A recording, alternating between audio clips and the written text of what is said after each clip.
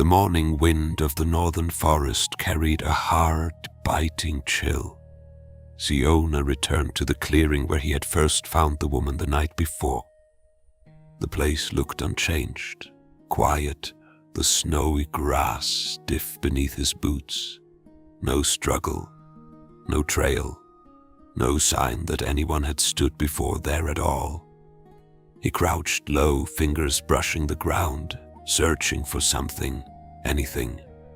No footprints, no broken stems. Not even the faint disturbances that frightened prey usually left behind. That thought alone was wrong. Xeeona straightened slowly, his eyes narrowing as he scanned the surroundings. Someone was watching him. He heard no sound exactly, nor a movement he could clearly see. It was the faint pressure at the edge of instinct, the same sensation that warned a hunter when something else shared the woods. A goblin. He felt it as surely as the cold in his lungs, but Xeeona did not turn. Instead, he sighed loudly and rubbed the back of his neck as though frustrated with the failed search. Then he began walking away from the clearing at a casual pace, boots crunching deliberately over the frost. If the creature wanted something, he would let it reveal itself. He moved through the trees for several minutes before finding a fallen log beneath a cluster of old pines. With exaggerated carelessness, he settled beside it as though deciding to rest. No weapon, no caution, just looking like a tired ranger who had lost interest. He leaned back and slowly closed his eyes, but he did not sleep. Just a couple of minutes has passed.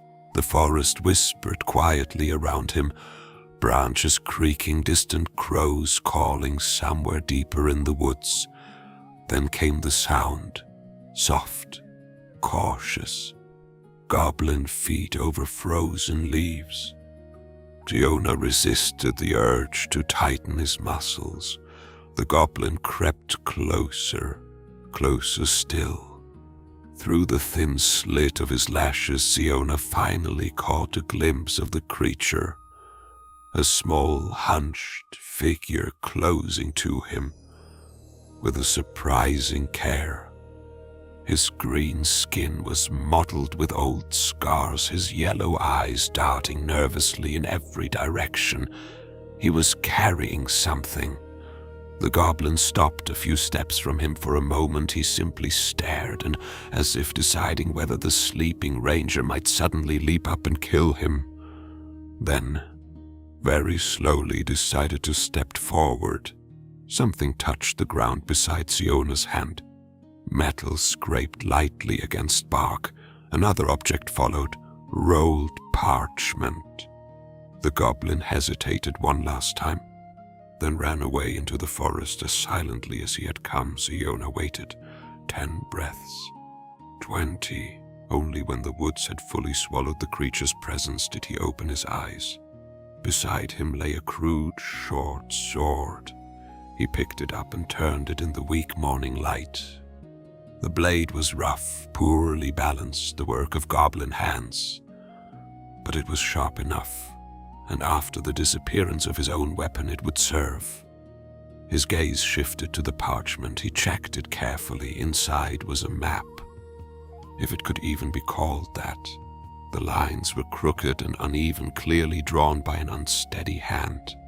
A cluster of trees, a winding path, a jagged mark that might represent something, but the meaning was clear enough. It pointed to a location not far from here.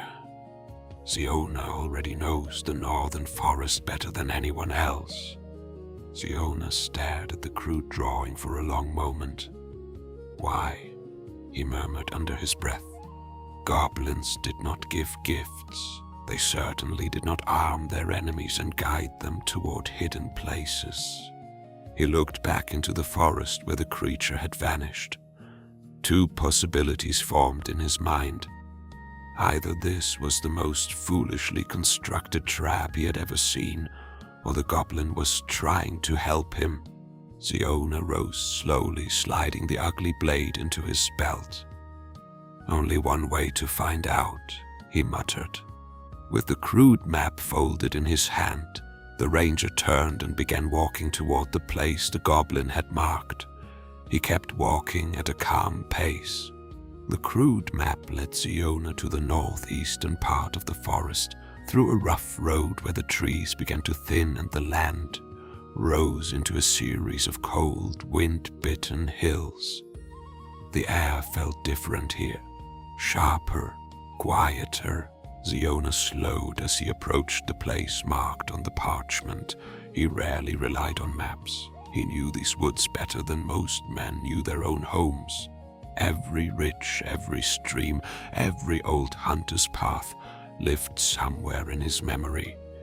Yet when the hill opened before him, something stood there that should not exist, a stone structure, old, weathered, half sunken into the slope as if it had rested there for centuries. Xeeona stopped. "That's impossible," he murmured. He had passed through this region countless times, hunted here, camped nearby. No such building had ever stood here before. He approached cautiously. Up close, the stones seemed strange. Stones were worn and cracked like ancient ruins, but the presence felt wrong, like a mask rather than true age. And beneath that cold walls, he felt it, magic. Not the kind that lingered inside walls or artifacts. No, the feeling within the structure was dead and empty. The magic was the structure itself. This building itself had been created by magic.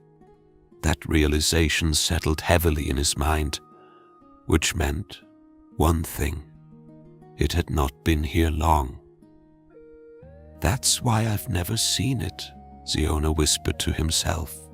The forest around the hill was silent. No voices, no movement. If goblins lived here, they were being very quiet and careful.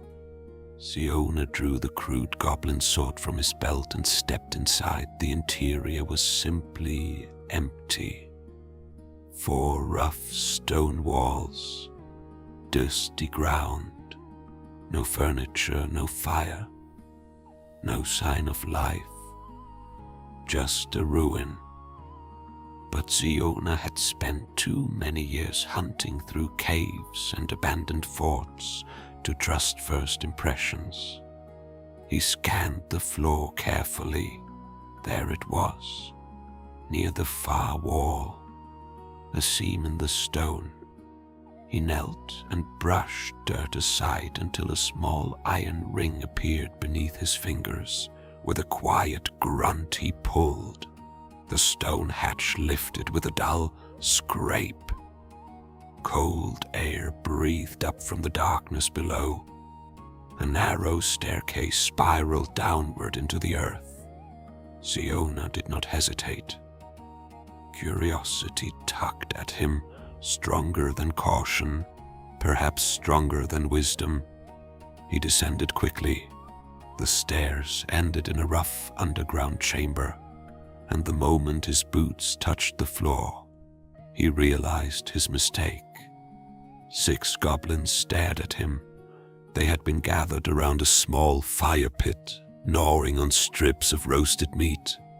For a heartbeat, no one moved.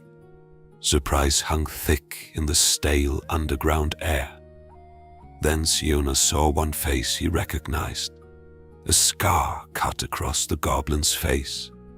His yellow eyes were sharp, calculating. The same goblin who had left him the sword. The creature watched him silently. 5 of the others snarled and leapt to their feet. Weapons flashed. The scarred goblin did not move. Instead, he gave the slightest nod, as if confirming something, and slipped backward into the shadows of a narrow corridor behind the chamber. He vanished without doing anything else. The other 5 charged. Xeeona sighed softly. The crude goblin blade was light in his hand. Poorly balanced, yes, but sharp enough. The first goblin died before it finished its scream. Steel flashed once, twice. The fight ended quickly. Goblins were vicious, but they were not disciplined fighters. Within moments, the chamber fell silent again, broken only by the crackle of the fire and the final twitching breaths of the fallen creatures. Xeeona stood there with his bloody sword and looked toward the corridor where the scarred goblin had disappeared. A magically conjured ruin, a hidden underground chamber, goblins camping beneath it, and one of them, twice now, had chosen to help him. Xeeona frowned. "Something strange is happening here," he muttered. And stranger still than the magic, stranger than the ruin itself, was the idea that a goblin might need the help of a half-elf ranger badly enough to risk everything to guide him to this place.